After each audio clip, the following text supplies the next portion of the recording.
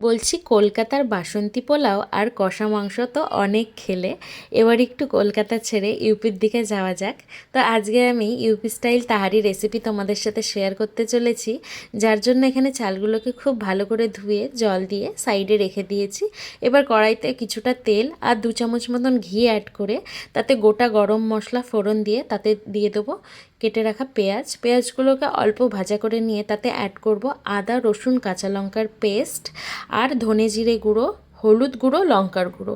মশলাটাকে ভালো করে কষে নিয়ে এর মধ্যে অ্যাড করব টমেটো কুচি আর বেশ খানিকটা মটরশুঁটি।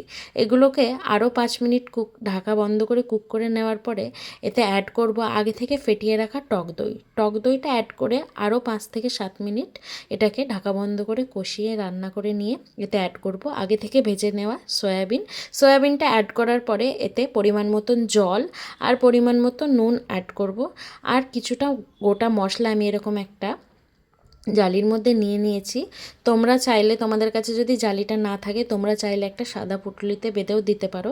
তো এটা দেওয়ার পরে হাই ফ্লেমে ঝোলটাকে ফুটিয়ে নেব আমি।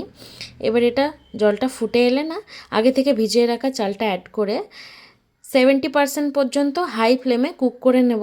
এবার যখন জলটা এরকম একটা পর্যায়ে এসে শুকিয়ে যাবে, তখন আগে থেকে ভেজে রাখা আলু আর ধনেপাতা কুচি ছড়িয়ে এটাকে ভালো করে মিক্স করে আরও 20 থেকে 25 মিনিটের জন্য একদম অল্প আছে ঢাকা বন্ধ করে স্টিম দিয়ে নিলেই এরকম একটা ঝুরঝুরে তাহারি রেসিপি রেডি।